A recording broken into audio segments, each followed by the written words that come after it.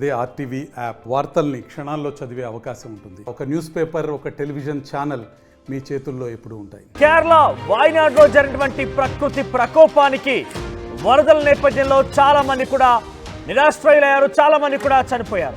అయితే ఇక్కడ ఆర్మీ జవాన్ల యొక్క ప్రదర్శన బల అనిపించేలాగా ఉంది. వరదల్ని వణికించారు ఇండియన్ ఆర్మీ జవాన్లు. సహాయక చర్యల్లో ఆర్మీ పోరాటం అద్భుతం అనిపించింది. బల అనేలాగా వారి పోరాటం ప్రకృతికే ఎదురీడుతూ వారంతా కూడా అక్కడ రక్షణ చర్యలు చేపట్టారు. సిఆర్పిఎఫ్, ఎన్డీఆర్ఎఫ్, పోలీస్, అటవీ సిబ్బందితో కలిసి ప్రాణాల పరంగా పెట్టి రెస్క్యూ ఆపరేషన్స్ కొనసాగించారు ఆర్మీ సిబ్బంది. వరద నుంచి పసిపిల్లలను కాపాడుకునేందుకు ఒక ఇంట్రెస్టింగ్ విషయం చెప్తున్నాను, ఇక్కడ మీరు గమనించవచ్చు. వరదల్లో నుంచి తమ పిల్లల్ని కాపాడుకునేందుకు ఒక తల్లి ఆ పిల్లల్ని ఒక గుహలో దాచిపెట్టింది. ఆ తర్వాత ఆ తల్లి ఆ పిల్లల కోసం ఆహారం కోసమని బయటకు వచ్చింది. ఆ తర్వాత అడవిలో తప్పిపోయింది. ఆ రకంగా అడవిలో తప్పిపోయి తిరుగుతున్నటువంటి తల్లికి ఆర్మీ జవాన్లు ఆసరాగా నిలిచారు. ఆర్మీ జవాన్ల కంటపడింది ఆ తల్లి. ఆ తర్వాత తల్లి చెప్పేటువంటి ఆచూకీ, ఆ యొక్క అడ్రస్, పూర్తి స్థాయిలో అడవిలో ఎక్కడ ఆ పిల్లల్ని గూడ దాచిపెట్టిందనే ఒక ఆచూకీ, తల్లి చెప్పినటువంటి ఆ మార్గాల్ని అన్వేషిస్తూ 8 గంటల పాటుగా మన ఆర్మీ జవాన్లు ట్రెక్కింగ్ చేసి, అంటే ఆ కొండలపైకి గుట్టలపైకి ఎక్కి ఆ పిల్లల ఆచూకీ దొరికించుకున్నారు, ఆ పిల్లల్ని కాపాడారు. 5 రోజులుగా ఆ పిల్లలంతా ఎటువంటి ఆహారం లేకుండా, ఎటువంటి నీరు లేకుండా కేవలం శ్వాస తీర్చుకుంటూ వాళ్ళు బ్రతికారు. అయితే 5 రోజుల తర్వాత ఆ తల్లి చెప్పినటువంటి ఆచూకీ మేరకు, తల్లి చెప్పినటువంటి ఆ మార్గాల్ని అన్వేషిస్తూ ఆర్మీ జవాన్లు ఆ గుహ దగ్గరికి చేరుకున్నారు. ఆ గుహలో ఉన్నటువంటి ఆ పిల్లల్ని కాపాడారు. మీరు చూస్తున్నారు ఆర్టీవీ స్క్రీన్ పైన. ఇదే ఘటన 8 గంటల పాటు ట్రెక్కింగ్ చేస్తూ మీరు చూడొచ్చు. అక్కడ ఒక మనిషి నడిచేటువంటి స్థలం మాత్రమే ఉంది. పైనుంచి వరదలు వస్తున్నాయి. కొంత ఆ సలియర్ లాగా ప్రదేశం మనం చూస్తున్నాం. ఒక్క మనిషి మాత్రం నడిచేటువంటి ఆ జాగాలో, ఆ స్థలం నుంచి ఆ మార్గం గుంట ఆర్మీ జవాన్ల గుహని చేరుకున్నారు. ఆ తర్వాత గుహలో ఉన్నటువంటి ఆ పిల్లల్ని కాపాడారు. 8 గంటల పాటు ట్రెక్కింగ్ చేసి కొండలపైకి ఎక్కి ఆ పిల్లల్ని కాపాడారు. సో బల అంటూ ఆర్మీ యొక్క ప్రకృతికి ఎదురొడ్డి ఇక్కడ ప్రదర్శించింది. బల అనేలాగా ఉంది వాళ్ళ ప్రదర్శన. ఇక ఆ తర్వాత ఆర్మీకి సంబంధించి అద్భుతమైనటువంటి ఈ రక్షణ చర్యల్లో మరొక ఘట్టం ఏంటంటే ఒక బ్రిడ్జ్ నిర్మాణం. కేవలం 16 గంటల్లోనే 24 టన్నుల కెపాసిటీ తట్టుకున్నటువంటి ఆ బ్రిడ్జ్ నిర్మాణం జరిగింది. అక్కడ కూడా కేవలం 16 గంటల్లోనే ఈ బ్రిడ్జ్ నిర్మాణం జరిగింది. అయితే చురల్మల, ముండక్కల్ 2 గ్రామాలకు మధ్య కనెక్టివిటీ బ్రిడ్జ్ వరద కారణంగా కొట్టుకుపోయింది. ఆ తర్వాత రెస్క్యూ ఆపరేషన్స్ నిర్వహించడంలో కొంత ఇబ్బందికరంగా మారింది. ఆ తర్వాత ఆర్మీ సిబ్బంది పెద్ద ఎత్తున ఆ బ్రిడ్జ్ నిర్మాణానికి తలమునికలై అక్కడ రాత్రి 9:30 ప్రారంభమైన బ్రిడ్జ్ నిర్మాణం సాయంత్రానికల్లా, అంటే మరుసటి రోజు సాయంత్రానికల్లా బ్రిడ్జ్ నిర్మాణం పూర్తయింది. కేవలం 16 గంటల్లోనే ఈ బ్రిడ్జ్ నిర్మాణం పూర్తయింది. అయితే ఈ బ్రిడ్జ్ నిర్మాణంలో చాలా కీలకంగా వివరించింది సీతా షెల్కే అనే ఒక ఆర్మీ అధికారి. లేడీ సింగం లాగా ఆవిడ వివరించింది. బ్రిడ్జ్ నిర్మాణంలో ఆర్మీ టీంకి నాయకత్వం వహించింది సీతా షెల్కే అనే ఒక ఆర్మీ అధికారి. ఆ తర్వాత ఇళ్లలో, గుహల్లో, బురదల్లో, నీళ్ళలో ఎక్కడ చిక్కుకున్నా కూడా జనాన్ని డాగ్ స్క్వాడ్ సహాయంతో వరదను కూడా వెలికి తీశారు. అక్కడ వాలిపోయే వరదలకు సవాల్ విసిరింది ఆర్మీ సిబ్బంది. హ్యాట్స్ ఆఫ్ టు ఆర్మీ అని చెప్పొచ్చు. మన భారత ఆర్మీ అత్యుత్తమైన ప్రదర్శనను ఆడ కనబరిచింది. ప్రకృతికి ఎదురోడి నిలిచి అక్కడ తమ యొక్క బల ప్రదర్శన చేసి, తమ బలాన్ని ప్రదర్శించి ఆర్మీ జవాన్లు ఒక మహాద్భుతమైన ఘట్టాన్ని ప్రదర్శించారని చెప్పొచ్చు. ఎందుకంటే ప్రకృతికి ఎదురొడ్డి చాలా మందిని కాపాడమే కాకుండా అక్కడ ఎటువంటి సవాళ్ళని ఎదురైనా కూడా సవాల్ని అధిగమిస్తూ ముందుకు కొనసాగింది. నేను చెప్పిన 2 ఘట్టనలు, ఒకటి బ్రిడ్జికి సంబంధించిన నిర్మాణంలో 16 గంటల్లోనే బ్రిడ్జ్ నిర్మాణం పూర్తయింది. 16 గంటల్లోనే ఒక తాత్కాలికమైన బ్రిడ్జిని 24 టన్నుల కెపాసిటీ తట్టుకున్నటువంటి ఆ బ్రిడ్జ్ నిర్మించింది. బేసిక్గా ఒక బ్రిడ్జ్ నిర్మాణం జరగాలంటే ఇంజనీర్లు సంవత్సరాల కొద్దీ అక్కడ కన్స్ట్రక్షన్ జరుపుతూనే ఉంటారు. కానీ ఇక్కడ సహాయక చర్యలకి ఆటంకం కలుగుతున్న నేపథ్యంలో దాన్ని అధిగమించాలంటే బ్రిడ్జ్ తప్పనిసరిగా మారింది. అయితే ఎటువంటి ఇంజనీర్లు లేరు, ఎటువంటి సిమెంట్ లేదు, ఎటువంటి ఇసుక లేదు, ఎటువంటి రాడ్లు లేవు, ఎటువంటి బలమైనటువంటి ఆర్కిటెక్చర్ లేదు. ఒక ఆర్మీ సిబ్బంది 140 మందితో కూడినటువంటి ఆర్మీ సిబ్బంది, దానికి నాయకత్వం వహించినటువంటి ఒక లేడీ సింగం సీతా సెల్కే అనేటువంటి ఒక లేడీ సింగం నాయకత్వం వహించింది. 140 మంది సిబ్బంది కేవలం 16 గంటల్లోనే ఒక బ్రిడ్జ్ ఏర్పాటు చేశారు. ఆ తర్వాత సహాయక చర్యలు కొంత ముమ్మరంగా వేగవంతం చేశారు. ఈ బ్రిడ్జ్ గుంట చాలా మందిని కూడా బయటికి తీసుకొచ్చారు. చురల్మల ముండక్కలకు సంబంధించినటువంటి 2 గ్రామాలని కనెక్టివిటీగా ఉండేది ఈ బ్రిడ్జ్ వరదల్లో కొట్టుకుపోయింది. ఆ తర్వాత ఆర్మీ సిబ్బంది తిరిగి నిర్మించి దాని నుంచి చాలా మందిని కూడా కాపాడడం జరిగింది. ఒక కమ్యూనికేషన్ని, ఒక ట్రాన్స్పోర్ట్ సిస్టమ్ని ఆ బ్రిడ్జ్ పై నుంచి వారు ఏర్పరచుకున్నారు. మరొక చోట ఒక తల్లి ఈ వరదలు వస్తున్న నేపథ్యంలో తమ పిల్లల్ని కాపాడుకునేందుకు అడవిలోని ఒక గుహల్లో దాచిపెట్టింది ఆ పిల్లల్ని. ఆ తర్వాత ఆ తల్లి ఆ పిల్లల కోసం ఆహారం తీసుకొచ్చేందుకు బయటకు వచ్చింది, కానీ అడవిలో చిక్కుకుపోయింది. తర్వాత ఆ తల్లి ఆర్మీ కంటపడింది. ఆ తర్వాత ఆర్మీ సిబ్బంది ఆ తల్లి చెప్పినటువంటి ఆచూకీ, ఆ తల్లి చెప్పినటువంటి మార్గాన్ని అన్వేషిస్తూ ఆ 8 గంటల పాటు ట్రెక్కింగ్ చేస్తూ కొండలపైకి ఎక్కుతూ ఆ గుహల్లో ఉన్నటువంటి పిల్లల్ని కాపాడింది. మీరు చూస్తున్నారు ఎంత ప్రేమగా ఆర్మీ సిబ్బంది వారిని హత్తుకుంది. వారు తడిసి ముద్దయ్యారు, వర్షాల కారణంగా తడిసి ముద్దయ్యారు, ఆహారం లేదు, బిక్కుబిక్కుమంటూ ఎవరు వస్తారు తమను కాపాడతారంటూ ముక్కు పచ్చలారని ఆ పసికందులు అక్కడ ఎదురు చూశారు. చివరికి తల్లి లక్ష్యం నెరవేరింది. ఆ పిల్లల్ని సురక్షితంగా కాపాడగలిగింది. ఆర్మీ సిబ్బంది ప్రకృతికి ఎదురోడి 8 గంటల పాటు ట్రెక్కింగ్ చేసి ఆ పిల్లల్ని కాపాడారు. సో పెద్ద ఎత్తున అక్కడ ఆందోళన కలిగించింది ఏం జరగబోతున్నట్టు. కానీ ఆర్మీ సిబ్బంది చాలా పక్కడబందీగా ప్రకృతికి ఎదురొడ్డి ధైర్య సాహసాలతోని చాలా మందిని కాపాడారు. మరికొంతమంది మృతదేహాలను కూడా వెలికి తీశారు. ఒకసారి అక్కడ పూర్తి స్థాయి నిర్మాణం చేపట్టిన తర్వాత మా ప్రతినిధి రోహిత్ అక్కడి నుంచి గ్రౌండ్ రిపోర్ట్ చేశారు. అసలు ఏం జరిగింది, ఏ రకంగా సిచ్యువేషన్ కూడా మా రోహిత్ చెప్పే ప్రయత్నం చేస్తారు. చూరల్మలలో ఇప్పుడు భారీ వర్షం పడుతుంది. వర్షం పడుతున్నప్పటికీ కూడా సహాయక చర్యలను ఎక్కడా కూడా ఆపడం లేదు. కొంత వర్షం విఘాతం కలిగించినప్పటికీ సహాయక చర్యలు మాత్రం ఆపడం లేదు. రెస్క్యూ టీమ్స్ వర్షంలోనే సహాయక చర్యలు కొనసాగిస్తున్నారు. మార్నింగ్ స్కూబా డైవర్స్ కూడా వచ్చారు. స్కూబా డైవర్స్ వెహికల్లోనే మేము ఇక్కడికి కొంత దూరంలో వచ్చాం. ఎందుకంటే మేము ఒక వెహికల్ని కొంచెం దూరంలో మీడియా వెహికల్స్ని అక్కడ ఆపేశారు. నడుచుకుని వస్తుంటే స్కూబా డైవర్స్ వాళ్ళ వెహికల్లో మమ్మల్ని ఎక్కించుకున్నారు. మేము వాళ్ళతోనే వచ్చాం. స్కూబా డైవర్స్ వచ్చారు. ఇక్కడ మనం చూడొచ్చు ఈ బోట్స్ కూడా రెస్క్యూ టీమ్స్ ఇక్కడికి వచ్చారు. ఈ బోట్స్ని కూడా తీసుకొచ్చారు. ఎందుకంటే అవసరమైతే వీటితో వెళ్ళైనా సరే నదిలో గాలింపు చర్యలు చేపట్టి రెస్క్యూ చర్యలు తీసుకోవడానికి. ఇక్కడ మొత్తం ఈ ఊరు నిండా కూడా అంబులెన్స్లే ఉన్నాయి. ఎక్కడ చూడండి, ఎక్కడ చూసినా అంబులెన్స్లే ఉంటాయి. ఎందుకంటే ఏ ఇంట్లో చూసినా శవాలు దెబ్బలే బయటపడుతున్నాయి కాబట్టి. సో మొత్తం కేరళ అధికార యంత్రాంగం అంతా ఇక్కడే ఉంది. కేరళను ఆదుకోవడానికి పక్క రాష్ట్రాలు కూడా వస్తూ ఉన్నాయి. పక్క రాష్ట్రాల నుంచి కూడా ఇక్కడికి ఫుడ్ ప్యాకెట్స్ని తీసుకొస్తున్నారు. కేరళలో ఇతర ప్రదేశాల నుంచి, ఇక్కడ తమిళనాడు నుంచి కూడా ఫుడ్ని తీసుకొచ్చి ఇక్కడ సప్లై చేస్తూ ఉన్నారు. కర్ణాటక నుంచి ఇటు తెలుగు వారు కూడా ఇక్కడికి కొంతమంది వచ్చి ఫుడ్ని సప్లై చేస్తున్నారు. ఇంతకుముందు మనకి ఆ మిలిటరీ అధికారి కూడా అదే చెప్పారు. కొంతమంది తెలుగు వారు కూడా ఇక్కడికి వచ్చి ఫుడ్ని అందిస్తూ ఉన్నారు. సో అందరూ కూడా ఎవరికి తోచిన ఎవరు ఏం చేయగలరో ఆ సహాయక చర్యలు చేస్తున్నారు. మనకి సిబ్బంది కూడా మనం చూడొచ్చు, తడుస్తూనే వెళ్ళి సహాయక చర్యల్లో పాల్గొంటున్నారు. నిజంగా వాళ్ళని మనం అప్రిషియేట్ చేయాలి. భారీ వర్షం కురుస్తున్నప్పటికీ తిన్నామా లేదా అన్నది కూడా పక్కన పెట్టి భారీ వర్షం కురుస్తున్నప్పటికీ వాళ్ళంతా కూడా సహాయక చర్యలో తడుస్తూనే సహాయక చర్యలో పూర్తిగా నిమగ్నమైన. కేరళలో మళ్ళీ భారీ వర్షం కురుస్తుంది. మొత్తం అంతా కూడా మేఘావృతమై ఉంది. మరోసారి ఎక్కడైనా ల్యాండ్ స్లైడ్ జరిగే అవకాశం ఉంటుందేమో అని భయపడుతున్నారు. ఇప్పటికే నిజానికి కేంద్ర ప్రభుత్వం కేరళ ప్రభుత్వాన్ని చెప్తుంది మేము ల్యాండ్ స్లైడ్ జరిగే అవకాశం ఉంటుందని ముందే చెప్పినప్పటికీ ఎటువంటి చర్యలు తీసుకోలేదు అని.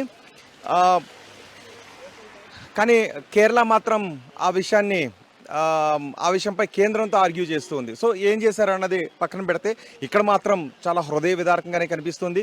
మొత్తం అధికార యంత్రాంగం అంతా కూడా నిమగ్నమై సహాయక చర్యలో పాల్గొన్నారు. వందలాది మంది ఇక్కడ స్వచ్ఛందంగా పాల్గొన్నారు. అన్ని డిపార్ట్మెంట్లు కూడా స్వచ్ఛందంగా ఇక్కడ సహాయక చర్యలను కొనసాగిస్తున్నారు. వర్షం మాత్రం ఆటంకం కొంత విఘాతం కలిగించినప్పటికీ కూడా సహాయక చర్యలు మాత్రం ఎక్కడ కూడా ఆపడం లేదు. ఈ భారీ వర్షం కారణంగా ఒక్కొక్క చోట ఈ ప్రొక్లైనర్లు మరింత మట్టిలో కూరుకుపోతున్నాయి. ఎక్కడైతే ప్రొక్లైనర్లు వర్క్ చేయాలో అక్కడ ఈ భారీ వర్షం కారణంగా కొంత విఘాతం ఏర్పడుతుంది. ఎందుకంటే పెద్ద పెద్ద దుంగలు ఉన్నాయి కదా, పెద్ద పెద్ద దుంగలు, వాటిని చేతులతో లేపడం అనేది, చేతులతో తీసి సహాయక చర్యలు చేయడం అనేది అసాధ్యం. ఖచ్చితంగా ఇక్కడికి మెషినరీ సాయంతోనే చేయాలి. అండ్ మ్యాన్ పవర్ కూడా చాలా అవసరమే. మ్యాన్ పవర్ కూడా, అందుకే వందలాది మంది ఇక్కడికి వచ్చి సహాయక చర్యల్లో పాల్గొంటున్నారు. ఎక్కడ చూసినా మనకి అంబులెన్స్లే కనిపిస్తున్నాయి. ఒక అంబులెన్స్ సైరన్ మనకి వినబడితే అందులో ఒక బాడీ వెళ్తుందనే అర్థం. చూడండి ఒకసారి, ఫుడ్ తీసుకొచ్చారు వీళ్ళు, ఫుడ్ తీసుకొచ్చారు. మీరు ఎక్కడి నుంచి తీసుకొచ్చారు ఫుడ్? हम इधर के हम सोल्जर्स के लिए खाना लेके आया. हम सारे सर्विंग सोल्जर्स हैं, छुट्टी पर होता है, उनके लिए खाना लेके आया. We are all on leave. This food is for जो soldiers working on upper state, those who are in top. We are all soldiers, we are on leave. We are taking food for షోల్జర్సే food తీసుకువెళ్తున్నామని చెప్తున్నారు. సహాయక చర్యల్లో అందరూ కూడా పాల్గొన్నారు. భారీ వర్షం కురుస్తున్నప్పటికీ కూడా సహాయక చర్యలను ఎక్కడ కూడా ఆపడం లేదు. భారీ వర్షం కురుస్తున్నప్పటికీ కొన్ని చోట్ల విఘాతం ఏర్పడే చర్యలు ఉన్నప్పటికీ సహాయక చర్యలు కొనసాగిస్తూనే ఉన్నారు. కొంచెం స్లో అవ్వచ్చు, భారీ వర్షం కారణంగా కొంచెం సహాయక చర్యలు నెమ్మదించవచ్చు, కానీ ఎక్కడ కూడా ఆగడం లేదు. కానీ మరోసారి ఏదైనా ల్యాండ్ స్లైడ్ జరిగే అవకాశం ఉంటుందేమోనని ఒక భయాన్ని కూడా కొంతమంది వ్యక్తం చేస్తున్నారు. అయినప్పటికీ కూడా సహాయక చర్యలు చాలా వేగవంతంగానే కొనసాగుతున్నాయి. భారీ వర్షం మాత్రం మరోసారి ఇక్కడ భయపెడుతుందని చెప్పాలి. చూరల్మల నుంచి ముండక్కల్కి వెళ్ళటానికి ఆర్మీ నిర్మిస్తున్న టెంపరీ బ్రిడ్జ్ దాదాపు పూర్తిగా వచ్చింది.